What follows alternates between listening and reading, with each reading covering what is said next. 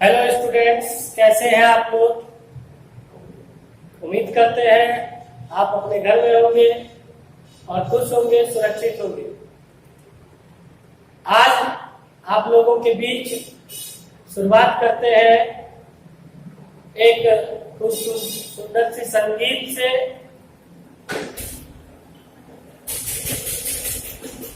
तुम्हें दिल लगी भूल जानी पड़ेगी, एक बार इस चैनल को सब्सक्राइब करके तो देखो। जीवन में हमेशा हंसते और मुस्कुराते रहना चाहिए, चाहे तकलीफें कितनों क्यों ना हो। आइए आज हम लोग हिस्ट्री में लेसन 4 अध्याय 4 पढ़ते हैं, जिसका नाम है जैन एवं बौद्ध धर्म सांची स्तूप। आज हम लोग जानेंगे कि भारत में हिंदू, मुस्लिम, सिख, ईसाई इन धर्मों के अलावे भी कई सारे धर्म हैं। उन्हीं धर्मों में से जो 2 धर्म है वो एक जैन धर्म है और एक बौद्ध धर्म है। आइए आज हम लोग जैन धर्म और बौद्ध धर्म के बारे में जानते हैं। मैं आप लोगों के बीच जैन धर्म और बौद्ध धर्म के बारे में बताने से पहले यह बता दूं कि वैदिक काल में मनुष्य के जीवन को 4 भागों में बांटा गया था।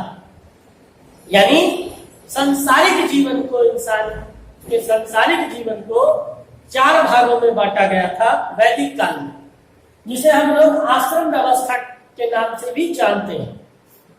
आइए जानते हैं कि आश्रम व्यवस्था क्या होता है।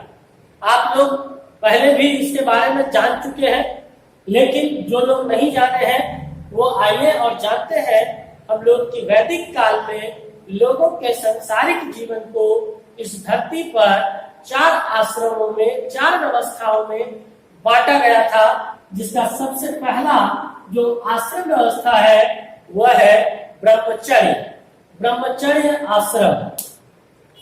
ब्रह्मचर्य आश्रम में क्या होता था कि इंसान जो है वह अपने जीवन के शुरुआत के बाद जो बचपना उसका शुरू होता है, यानी 5 वर्ष से, तो 5 वर्ष से 25 वर्ष तक, एक बार फिर से ध्यान से सुनिए, 5 वर्ष से 25 वर्ष तक मनुष्य को ब्रह्मचर्य आश्रम में रहना पड़ता था। इस आश्रम व्यवस्था में मनुष्य को शिक्षा ग्रहण करना पड़ता था। आश्रम में रहकर शिक्षा ग्रहण करना पड़ता था। यह था ब्रह्मचर्य आश्रम, जहाँ की सादगीपूर्ण जीवन जीना, साधारण रहना, आश्रमों में रहना और आश्रम में रहकर साधारण तरीके से जीवन व्यतीत करते हुए शिक्षा प्राप्त करना। उसके बाद दूसरा आता है गृहस्थ व्यवस्था। तो गृहस्थ आश्रम, जैसा कि नाम में ही देख लीजिए, गृह मतलब घर। तो ये जो था एक तरह का घरेलू आश्रम व्यवस्था। इसमें क्या था कि गृहस्थ आश्रम में 25 से 50 वर्ष, यानी व्यक्ति को 25 से 50 वर्ष के बीच अपने घरों में रहकर पारिवारिक जीवन बिताना पड़ता था, जिसमें वह शादी करना, बच्चे पैदा करना, कमाकर अपने परिवार का पालन पोषण करना, ये इस आश्रम में होता था। एक बार फिर से सुनिए कि गृहस्थ आश्रम में 25 से 50 वर्ष के बीच इस आश्रम में रहना पड़ता था, जहां मनुष्य विवाह करता था, बच्चे पैदा करता था और अपना भरण को कमाकर अपने बच्चे का भरण पोषण करता था। उसके बाद आता है वानप्रस्थ आश्रम। वानप्रस्थ, वान यानी वन मतलब जंगल। तो जंगलों में 50 से 75 वर्ष के बीच मनुष्य को अपना पारिवारिक जीवन को छोड़कर जंगलों में रहना पड़ता था, जहां की इस उम्र में वह धार्मिक, दार्शनिक और सांसारिक शिक्षा ग्रहण करता था एकांत में रहकर। एक बार फिर से सुनिए, 50 से 75 वर्ष तक व्यक्ति को पारिवारिक जीवन से अलग होकर जंगलों में एकांत में रहकर धार्मिक, दार्शनिक और सांसारिक ज्ञान अर्जित करना पड़ता था। उसके बाद आता है चौथा संन्यास, संन्यास आश्रम। तो संन्यास का मतलब क्या हुआ? सन्यासी, जिसको दुनियादारी से कोई लेना देना नहीं है, कोई मतलब नहीं है। इसका जो उम्र होता था वो होता था 75 से 100। तो या यूं कहे कि जीवन के अंत तक 75 वर्ष के बाद जीवन के अंतिम समय तक मनुष्य को संन्यास आश्रम में अपना जीवन व्यतीत करना पड़ता था।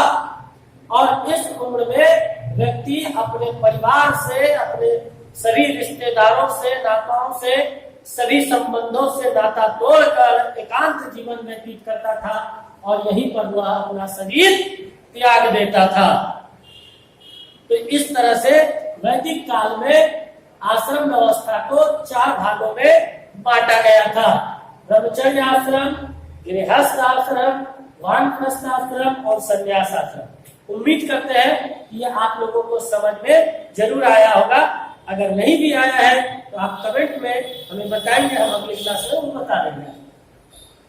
अब हम बात करते हैं वैदिक काल में यज्ञ परंपरा के विषय। यज्ञ, हवन, जो हम लोगों के यहाँ जब पूजा पाठ होता है तो पूजा पाठ में जो यज्ञ होता है उसी के बारे में आज हम लोग बात करते हैं। वैदिक काल में जो यज्ञ परंपरा होता था वह यज्ञ परंपरा 3 प्रकार का होता है।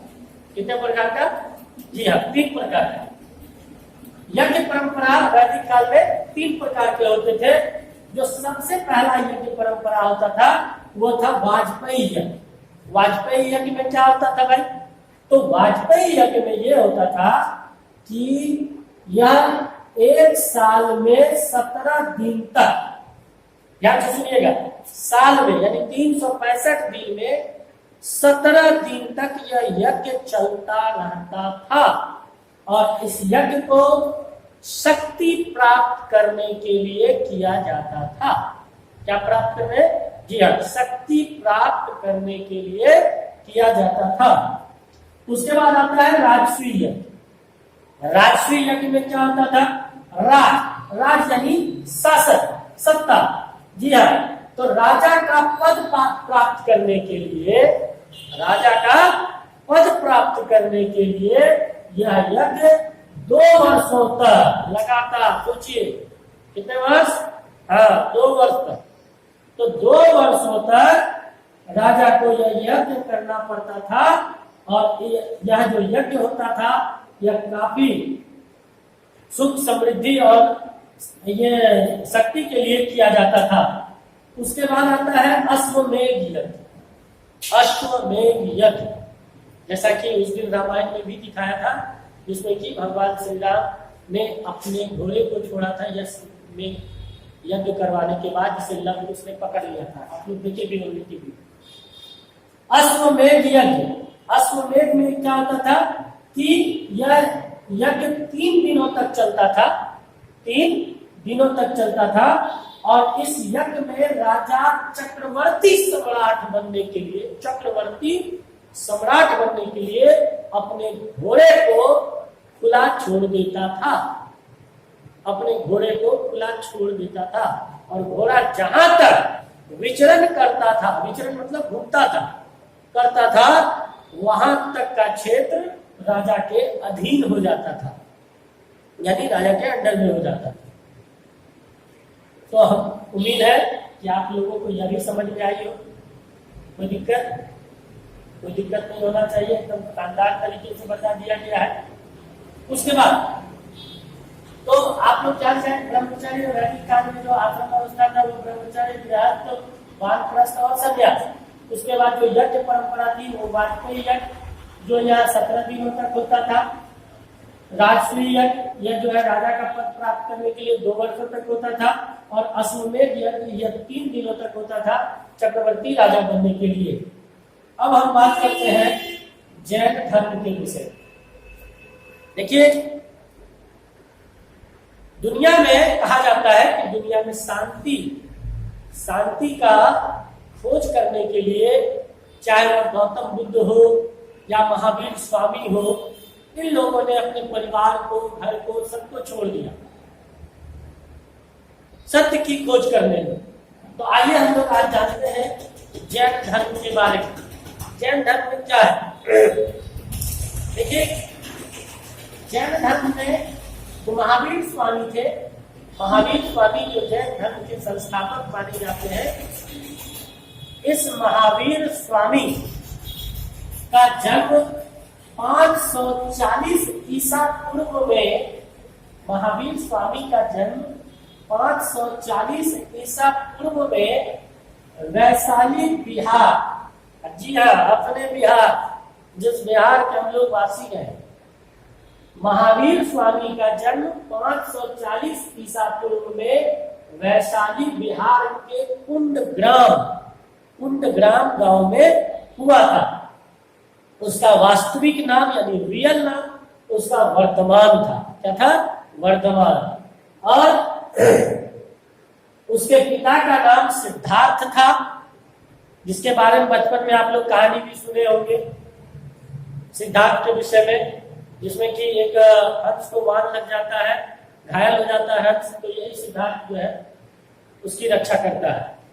तो सिद्धार्थ जो इसके पिता थे वर्धमान के, महावीर स्वामी के, और इसकी माँ का नाम त्रिशला था, और पत्नी का नाम यशोदा था, और इसकी बेटी का नाम प्रियदर्शनी थी।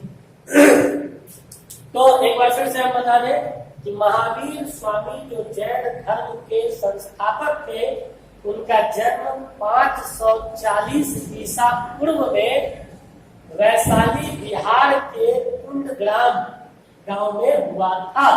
उसका वास्तविक नाम क्या था? वर्धमान था, और उसके पिता का नाम सिद्धार्थ, माँ का नाम त्रिशला, पत्नी का नाम यशोदा, और बेटी का नाम प्रियदर्शनी थी। महावीर स्वामी जी ने 30 वर्ष की आयु में, मात्र 30 वर्ष की आयु में, वह अपने घर को छोड़ दिया और ज्ञान की खोज में, सत्य की खोज में अपने घर से निकल गया। और एक दिन जो है उन्हें मोह माया से दूर जीन की प्राप्ति हुई, यानी ज्ञान की प्राप्ति हुई, और यही जीन जो है वह जैन कहलाया, जैन धर्म कहलाया। महावीर स्वामी जी का 72 वर्ष की आयु में, 72 साल की आयु में महावीर स्वामी जी का जो है 468 ईसा पूर्व में 468, 72 वर्ष की उम्र में 468 ईसा पूर्व में महावीर स्वामी जी का निधन हो गया, देहावसान हो गया, और इस प्रकार पावापुरी में 468 ईस्वी में उन्होंने अपने जीवन लीला को समाप्त कर दिया। आज जैन धर्म के अनुयायी केवल भारत में ही नहीं बल्कि और भी कई देशों में, चाहे वह आंशिक रूप से नेपाल हो, चाहे वह भूटान हो, चाहे वह श्रीलंका हो, आंशिक रूप से देखने के लिए मिलता है।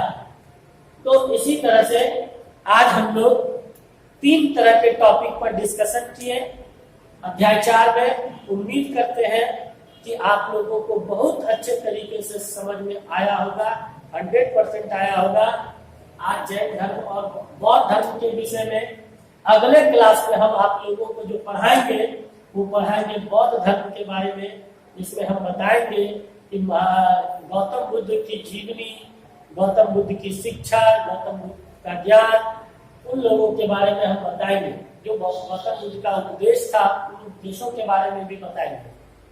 तो आज का क्लास हम लोग यही समाप्त करते हैं। आज हम लोग 3 चीज मुख्य रूप से जाने, एक वैदिक काल में आश्रम व्यवस्था, दूसरा वैदिक काल में यज्ञ परंपरा, और तीसरा जैन धर्म के विषय में, महावीर स्वामी के विषय में। उम्मीद करते हैं आप लोगों को यह वीडियो पसंद आया होगा, क्लास पसंद आया होगा। तो अगर पसंद आया है तो इसे अधिक से अधिक लोगों तक शेयर करेंगे, लाइक करेंगे, कमेंट करेंगे और सब्सक्राइब करेंगे और दूसरे से भी करवाएंगे।